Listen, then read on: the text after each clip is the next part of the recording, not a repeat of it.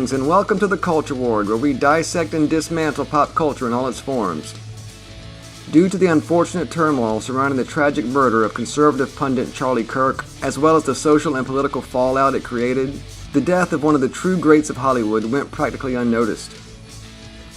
Of course, I'm talking about Robert Redford, who sadly passed away on September 16th at the age of 89. Born in 1936 in Santa Monica, California, he moved to New York City after high school, where he briefly studied art and drama. In the late 1950s and early 1960s, he started his career with small acting roles in Broadway stage productions, as well as appearing as a guest star in numerous television drama programs. He rather quickly made a name for himself, such that by the end of the 60s, he had become a leading man in feature films and was well on his way to stardom. In the following decades, Redford starred in dozens of films, as well as making a name for himself behind the camera. He has been variously described as, quote, one of the defining movie stars of the 1970s, a generational icon, and a giant of American cinema. Thankfully, his enormous legacy will live on for generations to come. As is our custom, instead of mourning the death of Robert Redford, we are going to celebrate his life and legacy. So join us now as we examine the top 5 greatest achievements of Robert Redford. Before we begin, please take a second to hit that subscribe button and help us grow the channel. As always, it really means a lot to us. And don't forget to like and share the video if you enjoy the content. Now, without further ado, let's get into it.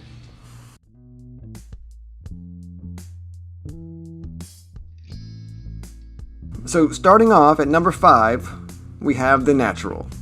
Released in 1984, the film stars Robert Redford as Roy Hobbs, a gifted baseball pitcher who, as a young man, crafts a baseball bat from a lightning-struck tree, branding it Wonder Boy.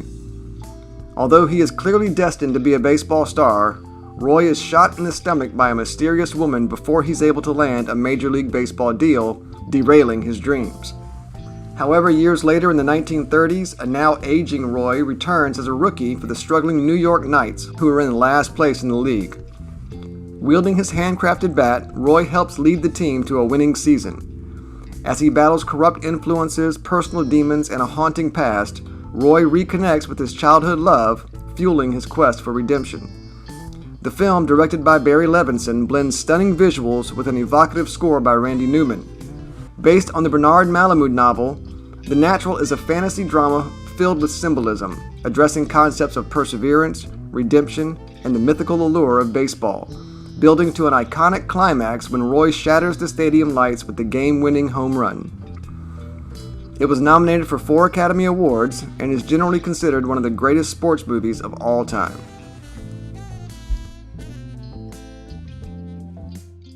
Next, in 4th place, we have 1973's The Sting, starring Robert Redford alongside fellow cinema legend Paul Newman, together portraying a pair of con artists who team up to pull off an elaborate sting against a ruthless mob boss. The duo pair up to orchestrate a complex scheme involving a fake betting parlor to swindle the mob boss out of a fortune. It was directed by George Roy Hill with a screenplay by David S. Ward and was inspired by the real-life con artist brothers Fred and Charlie Gondorff. The screenplay is regarded as one of the best ever written. The Sting has been praised for its clever twists, sharp dialogue, cinematic style, and an unforgettable soundtrack featuring the work of Scott Joplin that single-handedly catalyzed a revival of ragtime music in the 1970s.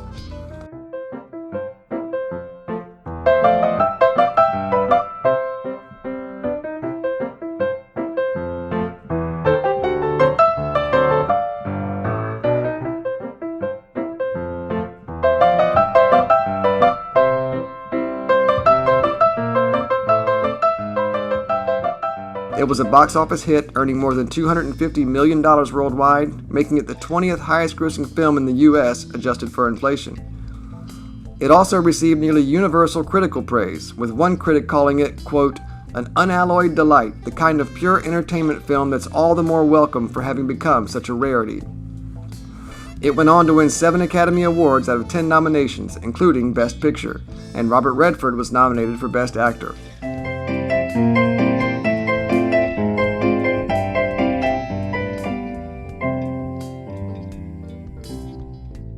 Coming in at number 3, we now celebrate Robert Redford as a director in his feature film directorial debut, Ordinary People. Released in 1980, the film, based on a novel by Judith Guest, centers on the Jarretts, an affluent Illinois family unraveling after the accidental death of their eldest son, Buck. Their surviving son, portrayed by Timothy Hutton, struggles with guilt and depression, haunted by his brother's death and at one point attempting suicide.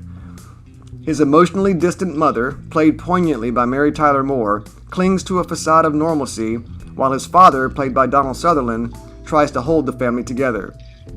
The film's raw, intimate storytelling, marked by Redford's restrained yet powerful direction, captures the complexities of loss and healing. The movie is widely hailed as a masterpiece of intimate storytelling, with Redford's direction being praised.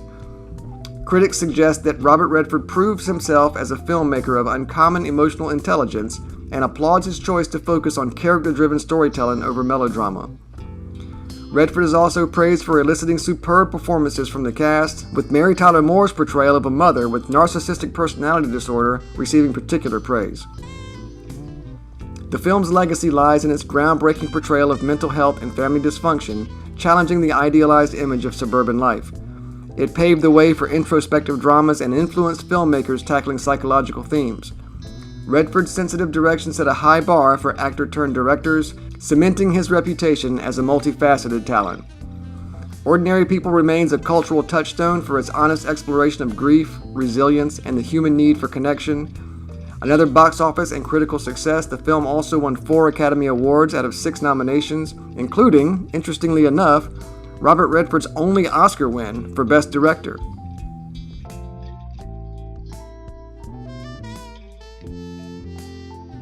Coming in at number 2, we have to acknowledge the profound impact the Sundance Film Festival has had on filmmaking, not only in the U.S., but around the world.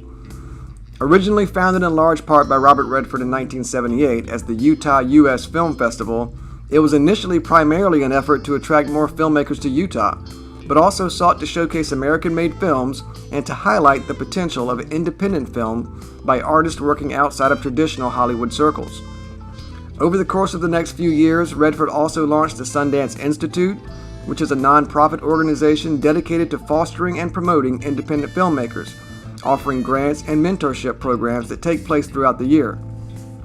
In 1984, the Sundance Institute took over management of the U.S. Film Festival, which was then officially renamed the Sundance Film Festival in 1991. The festival experienced extraordinary growth in the 1990s, transforming the venue into an event on par with prestigious international film festivals such as Cannes, Venice, Berlin, and Toronto film festivals.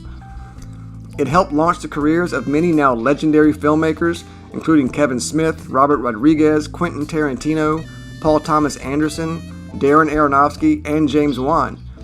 It's also responsible for bringing wider attention to films such as Saw, Garden State, American Psycho, The Blair Witch Project, Reservoir Dogs, Little Miss Sunshine, Clerks, and Napoleon Dynamite, among many others. By prioritizing artistic vision over commercial appeal, Sundance redefined indie cinema, influencing global film festivals and helping to create a strong market for independent films. It has distributed over $100 million in grants and screened thousands of films, shaping modern cinema by amplifying bold, original voices.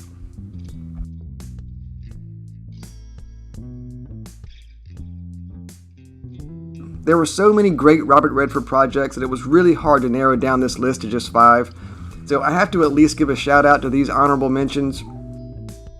No review of Robert Redford's resume would be complete without at least a mention of Out of Africa. Released in 1985, it is an epic romantic drama starring Redford opposite Meryl Streep and set in turn-of-the-century Kenya. The emotional story of a doomed love affair between the estranged wife of a plantation owner and an enigmatic hunter is set against a backdrop of gorgeous cinematography and an emotional score. While suffering from an overly long runtime and slow pacing issues, it still managed to win 7 Academy Awards out of 11 nominations, including Best Picture. Another directorial triumph for Redford, A River Runs Through It, was released in 1992, starring Brad Pitt and Craig Sheffer as brothers growing up in Montana. The movie follows the brothers as they mature and their paths in life diverge, while their shared love of fly fishing bonds them together. Heavy with symbolism and marked by stunning cinematography that earned an Academy Award, it is a meditative exploration of themes such as family, grace, and loss. And while it may not be one of his more well-known or well-reviewed films, I have a personal affinity for The Legend of Bagger Vance. Released in 2000, it was directed by Robert Redford and stars Will Smith and Matt Damon. This movie is set in 1930s Savannah, Georgia, which happens to be my hometown and probably why I love the movie so much. It's another fantasy sports drama, a la The Natural, about a young, talented amateur golfer suffering from PTSD after serving in World War I. With the help of a mysterious caddy named Bagger Vance, the golfer conquers his personal demons to win an exhibition match against golf legends Bobby Jones and Walter Hagen. It's fun, it has some pretty poignant dialogue, especially from Will Smith's character. Fix your eyes on Bobby Jones.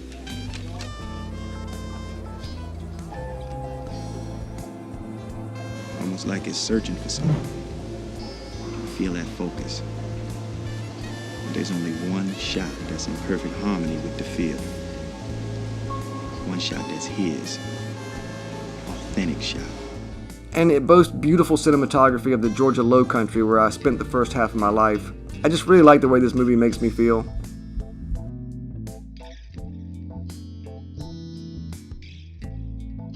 And finally, we come to the #1 top achievement in the career of Robert Redford, Butch Cassiday and the Sundance Kid. Released in 1969, this was Redford's breakout role and kind of set the tone for his entire career going forward. Indeed, it's why he named his film festival Sundance. Starring Redford alongside Paul Newman, they portray the real-world Wild West outlaws Robert Leroy Parker, aka Butch Cassiday, and his partner Harry Longabow, aka the Sundance Kid.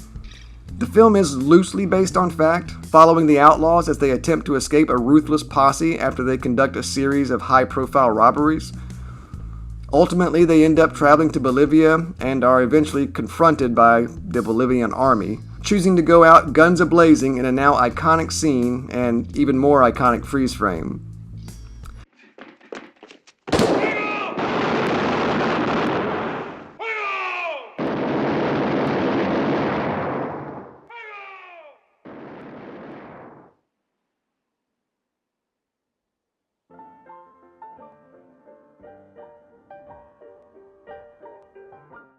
Funnily enough, many contemporary critics gave the film lukewarm reviews, although it still managed to win 4 Academy Awards out of 7 nominations.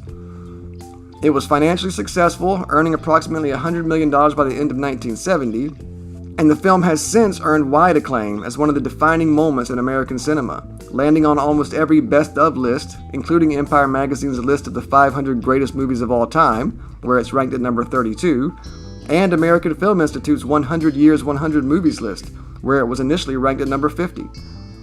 This movie, along with its iconic soundtrack by Burt Bacharach, is so ingrained in the public consciousness that references, parodies, and homages are practically ubiquitous.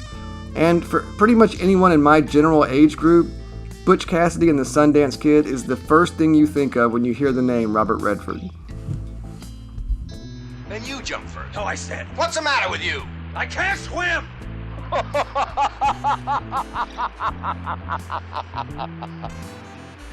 Why, are you crazy? The fall will probably kill you. So that brings us to the end of this list, celebrating the end of a stellar career from one of Hollywood's most enduring personalities. There are few people in the history of American cinema that have had the impact and exposure that Robert Redford has. And his contribution to the film industry, as well as on the fabric of pop culture itself, is not only indelible, but certain to outlive him for generations to come. From his early days as an understated sex symbol to his later years as a quiet and contemplative filmmaker, his legacy should both amaze and inspire. Rest in peace, Robert Redford. So what about you? What are your favorite Robert Redford projects? Is there anything I missed or got wrong? Join the conversation in the comments below. As always, thank you so much for watching. Please like and subscribe if you enjoyed the video. Bye for now. We hope to see you next time in the Culture Ward.